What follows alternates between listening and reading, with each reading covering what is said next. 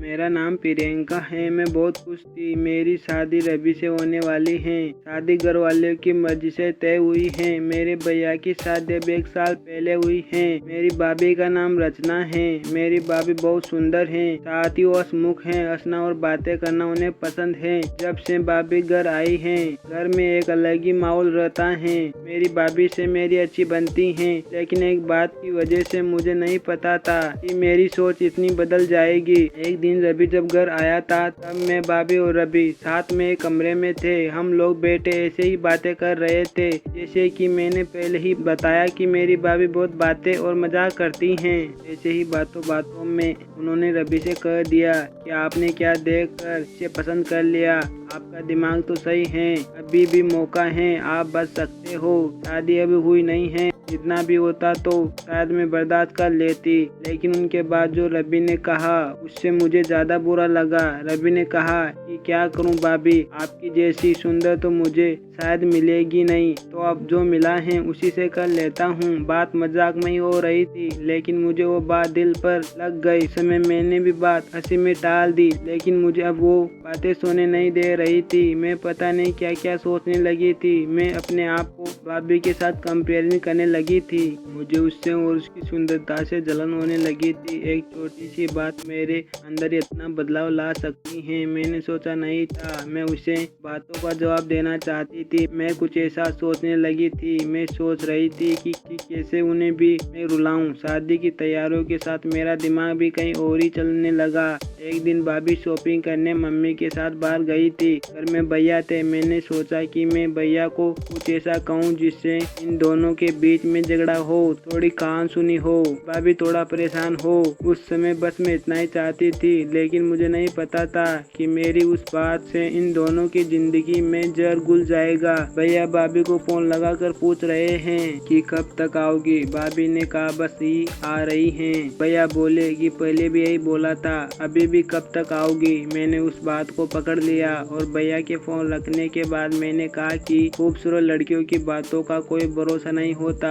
भैया पता नहीं क्या क्या छुपाती हैं, क्या झूठ बोलती हैं। आखिर वो भैया मेरे ही थे। उन्होंने भी मेरी इस बात को पकड़ लिया। पूछा क्या बात कर रही हो, तुझे कुछ पता चला क्या। मैंने जानबूझकर ऐसा दिखाया कि मैं कुछ जानती हूँ और उनसे छिपा रही हूँ। मैंने कहा नहीं, कुछ नहीं, मैं तो बस ऐसे ही बोल रही थी। भैया ने फिर पूछा तो मैंने और ज्यादा उन्हें परेशान किया। मुझे पता था कि वो जितना परेशान होंगे उतना ही भाभी भी होगी। मैंने उन्हें ऐसा ही कहा कि भैया मैं क्या बताऊं, आप कुछ समझदार हैं। वो बोले क्या मतलब, क्या बोलना चाहती हैं, ठीक से बताओ, मैं अब क्या कहती। लेकिन अच्छा हुआ कि उसी समय भाभी और मम्मी आ गए। अब बात टल गई, लेकिन मुझे बहुत खुशी हो रही थी कि मैंने अपना काम कर दिया। भैया उनके आते ही अपने कमरे में चले गए। बस मुझे भाभी की वैसा चेहरा देखना था जो मैं देखना चाहती थी। भाभी करीब 1 घंटे बाद जब कमरे से निकली तो उनका चेहरा बयां कर रहा था कि मैंने जो बोला है उसका असर हो रहा है। भैया का भी मुंह उतरा हुआ था। उस दिन से भाभी का बोलना और हंसना कम हो गया। भाभी का मुंह उतरा रहता था। मैं पता नहीं कैसे इतनी कठोर हो गई कि उनके आंसू से मुझे खुशी मिल रही थी। भैया और भाभी में सब कुछ ठीक नहीं है, इस बात का पता अब हमारे घर में सबको चल गया था। भाभी अब मुझसे भी बात नहीं कर रही थी, लेकिन मुझे बुरा नहीं लग रहा था। एक दिन भैया और भाभी में किसी बात पर बिगड़ गई और सबके सामने उन्होंने घर से जाने को करने लगे। मम्मी और पापा ने कहा कि क्या हुआ, क्या बात कर रहा है, ऐसे कैसे हुआ। लेकिन वो बोला कुछ नहीं। भाभी को वो बात बुरी लगी और वो घर से जाने लगी। मम्मी ने कहा कि शादी सर पर है, ऐसे कहाँ जा रही हो। भैया बोले उसे जाना है तो जाने दो।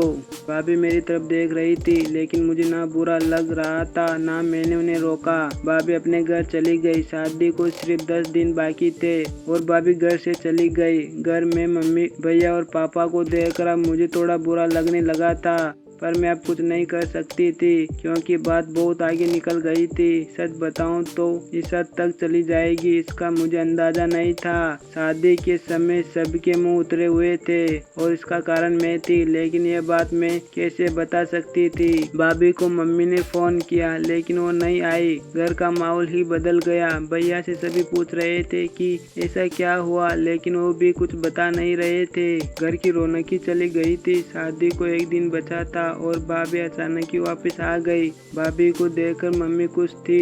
मैं अभी भी भाभी से बात नहीं कर रही थी। सोच रही थी कि किस मुंह से बात करूं। मेरी वजह से भाभी इतना परेशान जो हुई। भाभी खुद ही मेरे पास आई। मैंने बोला आप आ गई? वो बोली हाँ। मैंने सोचा कि अगर मैं नहीं आती तो तुम्हें तैयार कौन करता। भाभी ने ऐसा कहा तो मैं रोने लगी। भाभी ने कहा कि मुझे तुम्हारे भैया की बातों का इतना बुरा नहीं लगा। ठेस तो मुझे तुमने पहुंचाई। मैं घर से भी तुम्हारी वजह से गई थी। मैंने सोचा था कि तुम मुझे फोन करके बुलाओगी, लेकिन तुमने ऐसा नहीं किया। मुझे नहीं पता तुमने ऐसा क्या किया, लेकिन मैं तुम्हें एक बात समझाना चाहती हूँ। अभी तुम्हारी शादी होने वाली है। तुम दूसरे के घर में जाओगी। कुछ ऐसा मत करना जिसके बाद तुम्हें पछताना हो। मैंने भी भाभी को कहा कि मैं भैया को बता देती हूँ कि वो मजाक था। भाभी बोली कि तुम उसकी चिंता मत करो।